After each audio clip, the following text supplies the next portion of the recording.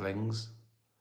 I thought I'd give this another go. Now, I did try and do it landscape because someone said that's better for YouTube, but it wouldn't let me. Every time I went live, it went change device or orientation, but I didn't know how to change orientation, so I put it back to, I mean, what's the point? Assume I know nothing. That's what I want to say to technology. Assume a group of lads have found a caveman in a glacier and they've thawed him out and put him in clothes and they're teaching him to skateboard. You know, you wouldn't say change the orientation on your device, would you? You'd go, look, do this. Show me how to fucking do stuff. But look, I'm prepared to read your comments. Yeah. Look at that. When will Alley Cats be out? Don't know yet. This year, though. Look at that. Best host ever. Thank you. I can read. Oh, my God. This is all I... this is all I needed. God, I've just had a great idea. What if you had two of these, right? And you could somehow, I don't know, put a thing behind your ears so they sort of stayed on. And you could walk around seeing shit better. If there's if there's a Dragon's Den out there, Deborah Meaden or Theo Pathetis or that tall one, doesn't matter. Just two of these, right, with sort of like sticks that sort of hook behind your ears. I don't know if they'd stay on, but yeah. What could you call them? Eye betterers, something like that. Right, binoculars. Yeah, it's a bit of a mouthful, isn't it? If someone said he's day drinking, I'm not. I'm like this sober. Drinking doesn't have much effect on me these days. I don't drink a lot anyway. I have like one or two at the end of the day, and I can't take it anymore. I just like, you hit an age and you go, 2 pints is like, oh, I feel bloated and tired. So yeah, no, this is me sober. So questions, I can read them now. Go on. Right, okay. Did you win the champagne? What's that? Oh no, that's like sort of corporate gifts and things. When I did the Golden Globes, they make things for me. I like doing that with Dutch Barn. We just sold a St. Patrick's Day thing, a big litre green bottle. As you know, we've got that evolution thing out of our whiskey, from straight out of the still to being a proper full-blown single malt whiskey. We like doing those little specials, and we did the 50 black. There was only 500 of those. So they're great, those little things, little collector's items. I'm doing a special one soon, but I can't tell you about it because it's top secret. What am I doing? I don't know. Dutch Barn. I'm working up to a new tour, as you know. I've got just working on my notes now. Actually, mustn't show you them. But I do about like 50, 60. These are the notes from my last tour that I had for the warm-up nights. Look at that. Going on stage with that was weeks and weeks of trying things out and changing it slightly and doing new stuff. So that's what I've got to aim at before I put one proper gig on sale, and I'm at that at the moment. So I've got about half an hour after, I think, is it 10 weeks? Yeah. And then, oh, I found this. Do you remember at the end of, what tour was it? When I did Noah's Ark, Was that fame or science? Anyway, at the end, it was a little children's book, and at the end I read out other things in the series, and the last one was that, and someone found it for me. Jesus and the Cripple. So I might read this out. I don't know. Let's have a look. Look, it's great. One day Jesus went to Jerusalem to take part in a great festival that was being held there. Usually when a city is holding a festival, it is full of life and noise and gaiety. But it was not so on this day, because it was the Sabbath, a day of rest, and there was no sign of life anywhere. Near the city gate was a large pool surrounded by arches. Under these arches sat many poor sick men. Some were blind, some were lame, some crippled. They waited for the water to start bubbling, for they believed that then the first person to step in the pool would be cured of his complaint. They didn't know the science behind it. There was one poor man who'd been lying there on a stretcher, unable to walk, for 38 years. Fuck me. No one... That's not in there. That's not in the book. I might read that more later. It was like Jackanory, that, wasn't it? Who remembers Jackanory? That's a cracking reference for people listening in America. So yeah, I'm Dutch Barn, Alley Cats, live, and yeah, please subscribe, because I'm doing this I work out how to do it landscape, and shall I read some? Let's see if this works. Let me see if I can read some. Right, love your laughter. Thank you. Thanks for the laughs. Well, this is lovely. Glad you're well. Dutch Barn. Can you come to Greece? It's on the list. There's apparently a big outdoor festival things where they have rock concerts and festivals that I could play. But just gets hot, doesn't it? Greece gets a bit warm.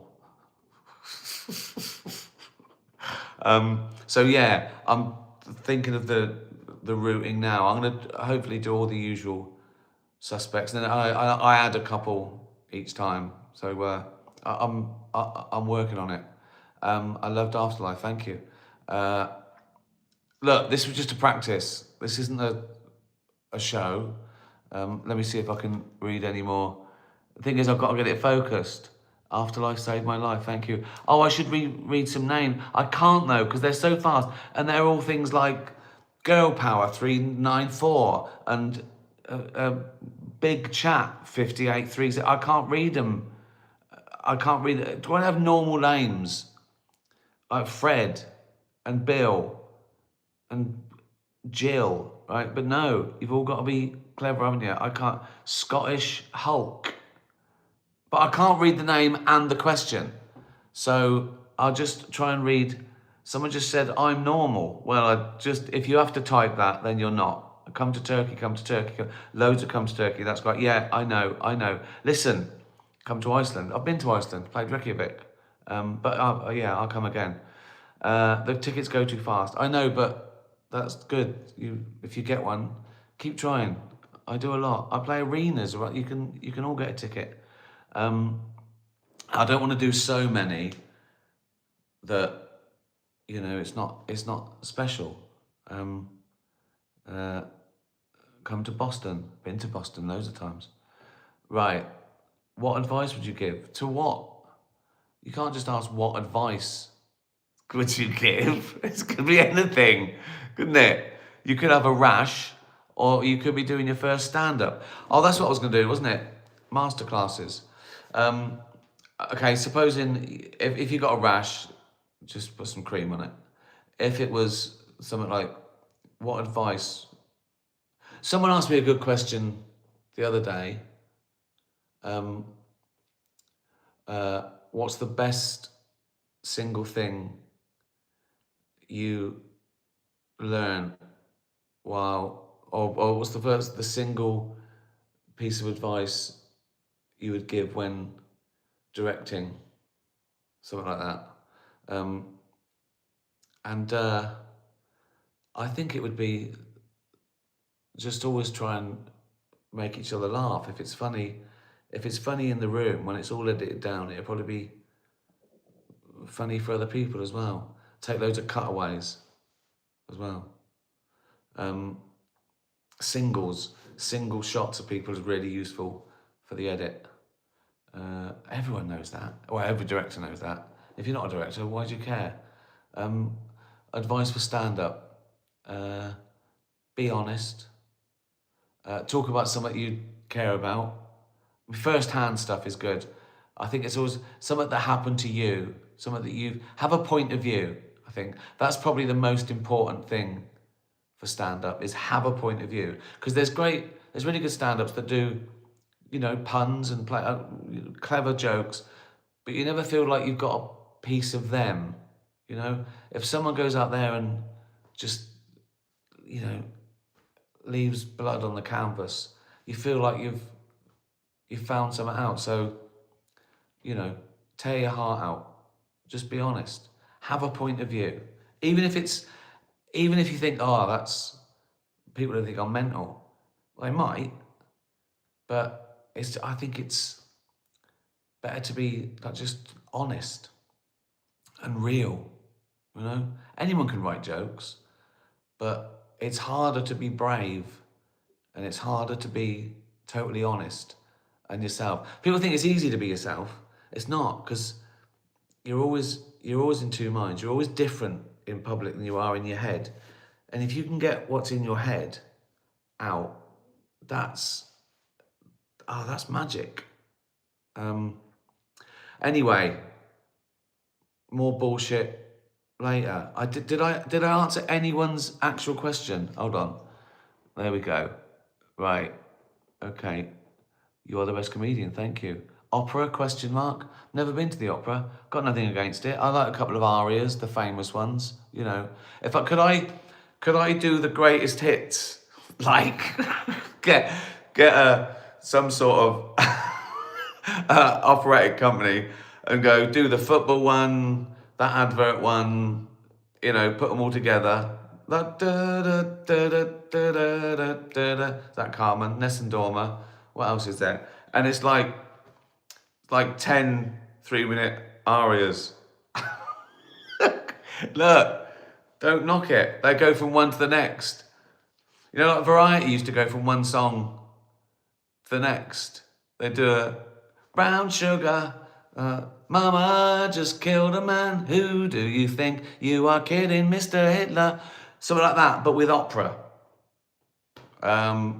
Put a beat to it, like Jive Bunny. Another cracking reference for anyone under 50.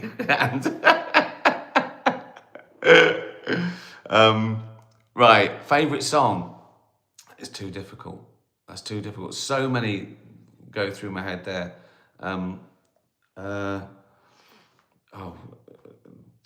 Bowie, Neil Young, Dylan. I've got 3 each of my favourite songs. It's too difficult. Do you like cheese? Well, I like vegan cheese. I'm vegan now, so I do like that. Is it Cathedral? Extra strong, mature, fake cheddar. Pickle likes it too. That cat loves a little bit of vegan cheese. Right, that's it. Favourite restaurant? I went to recently. Went to an all-vegan restaurant called Gautier's in Mayfair. Brilliant, absolutely brilliant. Look, who comes to me for cultural advice? Favourite actor? Well, I'll tell you what, funnily, again, too hard, but I've found, when you've got nothing to watch and you're going around everything, you're putting in films and I happen to have watched like 2 or 3 cracking films I hadn't heard of with Idris Elba in them, and they were amazing. He's so good. he's fantastic. He just makes everything so watchable. But everyone knows that. Okay, right. This is a test. That'll do. Have a lovely weekend. Subscribe. Everyone subscribe. You've all asked a question. I haven't answered them, but that doesn't matter, does it? Buy some Dutch Barn. Look forward to Alley Cats. Try and get a ticket to one of my warm-up shows. Subscribe to this. This will get better. It'll soon be landscape. I'll have proper lighting. Oh, what's the fucking point? Tatty bye, everyone. Tatty bye.